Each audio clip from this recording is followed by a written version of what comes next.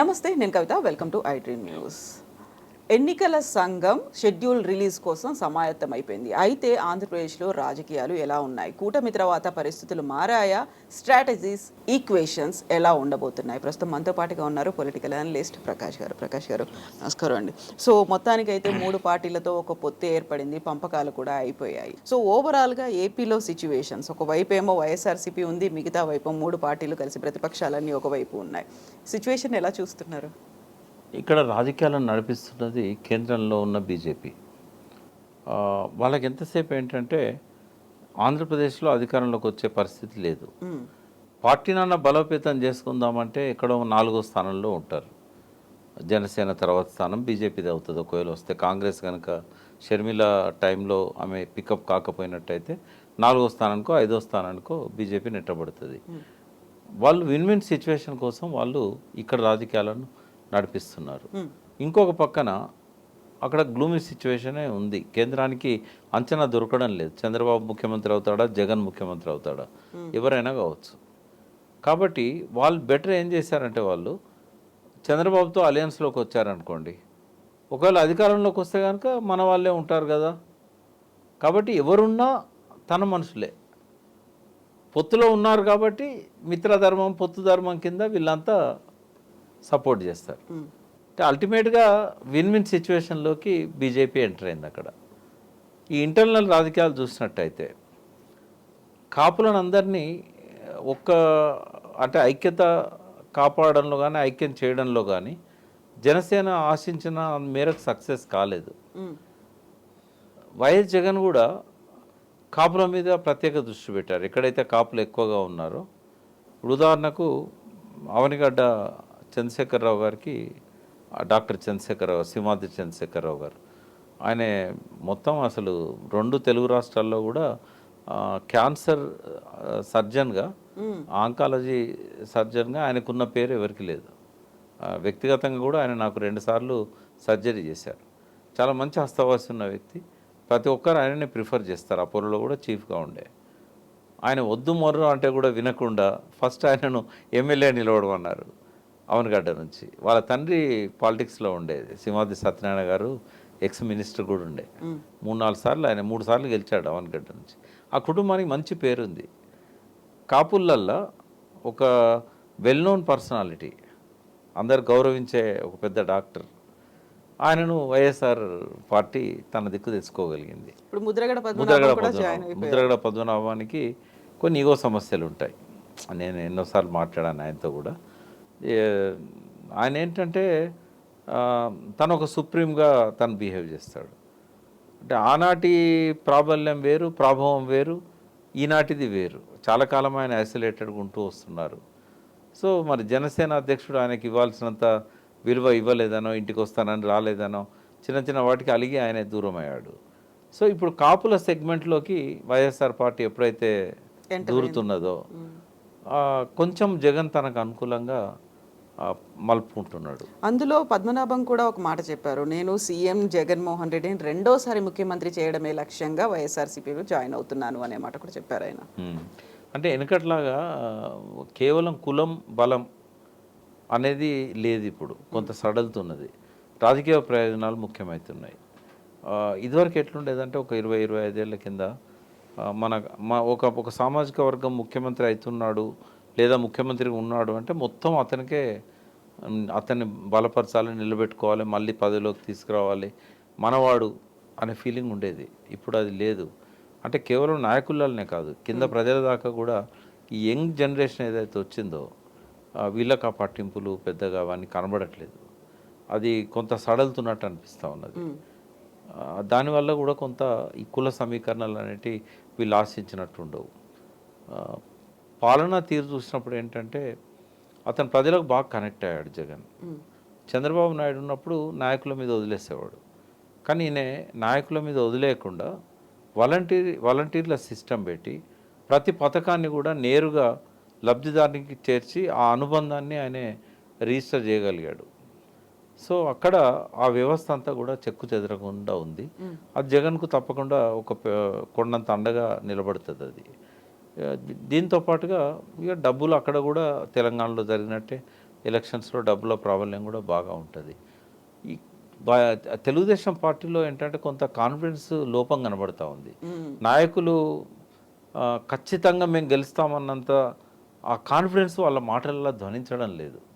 ఎంతసేపు అవతల వాళ్ళని తిడుతూ వాళ్ళ టైం అంతా వేస్ట్ చేస్తూ కనబడతా ఉన్నారు తప్ప గెలవడానికి కావాల్సిన ఏర్పాట్లు, వాళ్ళకి కావాల్సిన సమీకరణలు, ఈగోస్ కొంచెం ఎక్కువగా ప్లే చేస్తూ ఉన్నాయి.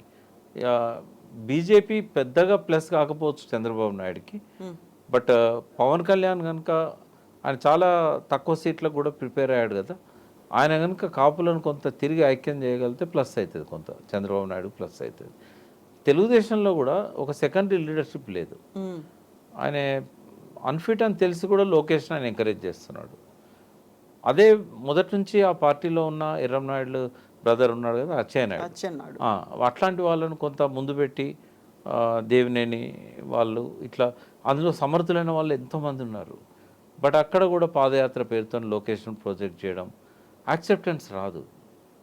ఆ ప్లేస్లో ఆ జిల్లా నాయకుడిని మొదటి నుంచి టీడీపీలో ఎన్టీ రామారావు కాలం నుంచి ఉన్న వాళ్ళని ఎవరినైనా ప్రొజెక్ట్ చేసి పెడితే వచ్చే అంత ఇంపార్టెన్స్ లోకేష్కు రాదు. క్యాడర్ మాత్రం లోకేష్ బాబు అని చంద్రబాబు నాయుడు కొడుకుగా గౌరవించి ఆయనతో ఉంటారు. కానీ జనానికి అవసరం ఏంది, జనం ఎందుకు ఉండాలి?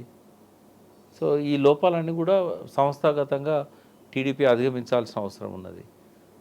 అది కూడా కుటుంబ పార్టీగా ముద్రపడడం ఇక్కడ ఫెయిల్ అయిన తర్వాత తెలంగాణలో మళ్ళీ అక్కడ ప్రొజెక్షన్ అనేది కరెక్ట్ కాదు. ఒకవేళ ఆయన లోపల విఘ్నత ఉంటే ఈసారి ఎలక్షన్స్లో లొకేషన్ కంప్లీట్గా దూరం పెట్టి ఉంటే ఇంకొక రకంగా ఉండేదేమో. బట్ కొంత ఒక 10% వైఎస్ఆర్ పార్టీ మెరుగ్గా ఉందని అనిపిస్తున్నది. నెక్స్ట్ ఎలక్షన్స్లో మళ్ళీ ఒకసారి అధికారాన్ని చేజిక్కించుకునే అవకాశం కనబడుతూ ఉంది వైఎస్ఆర్సీపీకి. తర్వాత ప్రతి రంగంలో కూడా తన ప్రభావాన్ని చూపెట్టగలిగాడు. ఆయన విద్యారంగంలో కావచ్చు, వ్యవసాయ రంగంలో కావచ్చు, తర్వాత పథకాలలో కావచ్చు, ప్రతి కులానికి కార్పొరేషన్ ఇచ్చాడు. సరే ఎంత బడ్జెట్ ఇచ్చాడు అనేది పక్కకు పెడితే పబ్లిక్లో ఒక మా కులానికి ఒక లీడర్షిప్ ఎలివేట్ అయింది. ఆ కార్పొరేషన్ ఇచ్చి దానికి చైర్మన్, 10 మంది డైరెక్టర్సు మన దగ్గర పెట్టారు కానీ కార్పొరేషన్లో డైరెక్టర్లను పెట్టలేదు. అలా కుల సంఘాలకు అసలు పెంచిందే లేదు ఇక్కడ. బట్ ఆయన చేసింది ఏంటంటే వీలైనంత ఎక్కువ మందికి ఒక ఉందాగా వాళ్ళు వాళ్ళ దర్పాన్ని ప్రదర్శించుకోవడానికి ఓ విజిటింగ్ కార్డ్స్ అనేది క్రియేట్ చేయగలిగాడు అక్కడ. కొన్ని వేల మందికి అట్లా ఏదో ఒక రకమైన పదవులు, బాధ్యతలు ఇట్లాంటివి జరిగినాయి అక్కడ. అది కొంత ఆ లాయల్టీ ఉంటుంది కొంత. ఇప్పుడు ఎలక్షన్ టైం కాబట్టి అటు ఇటు మారుతూ ఉంటారు.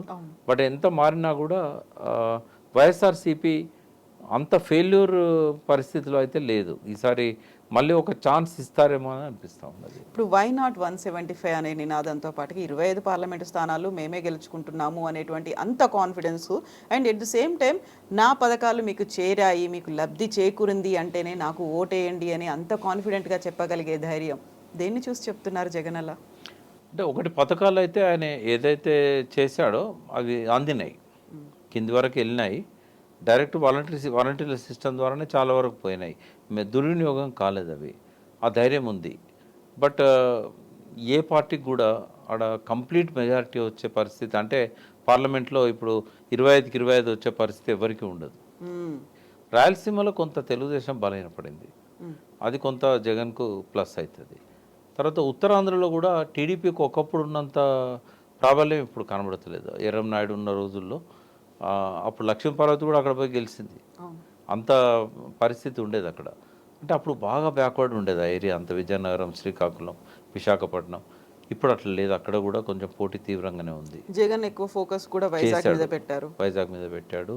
వైజాగ్ ఆయన క్యాపిటల్లో మూడిట్లో అది కూడా ఒక క్యాపిటల్గా పెట్టాడు కదా, బిజినెస్ క్యాపిటల్గా పెట్టాడు కాబట్టి కొంత పరిపాలన రాజధాని అనేది కూడా పెట్టారు. షర్మిల పెద్దగా ప్రభావం చూపెట్టలేకపోతున్నది. ఆమె ఏమన్నా స్ప్లిట్ చేస్తుందేమో వైఎస్ఆర్సీపీని అనుకుంటే ఆ పరిస్థితి కూడా కనబడతలేదు.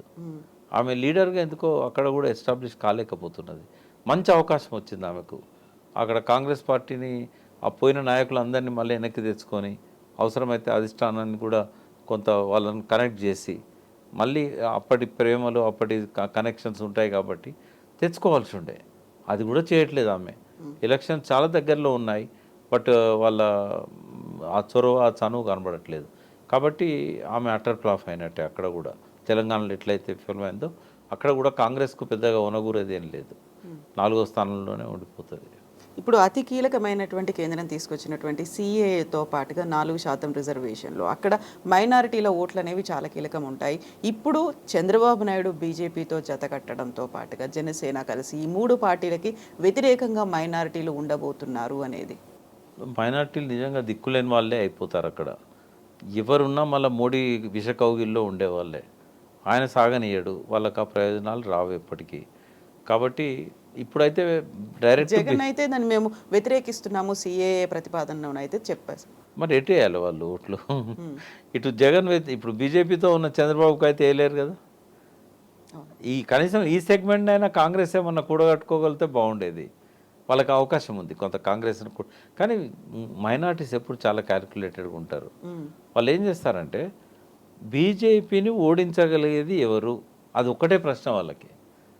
ఇప్పుడు మొన్న ఎక్కడ కూడా తెలంగాణలో మైనార్టీస్ ఓట్లు పెద్దగా హైదరాబాద్లో తప్ప, అర్బన్లో తప్ప, రూరల్లో ఎక్కడ రాలే కదా. కానీ కరీంనగర్లో బండి సంజయ్ని గెలవకుండా ఉండటానికి 1 సైడెడ్గా గంగుల కమలాకర్కి వేశారు. అంటే వాళ్ళు ఎప్పుడు కూడా వాళ్ళ టార్గెట్ అంతా బీజేపీని రానియొద్దని.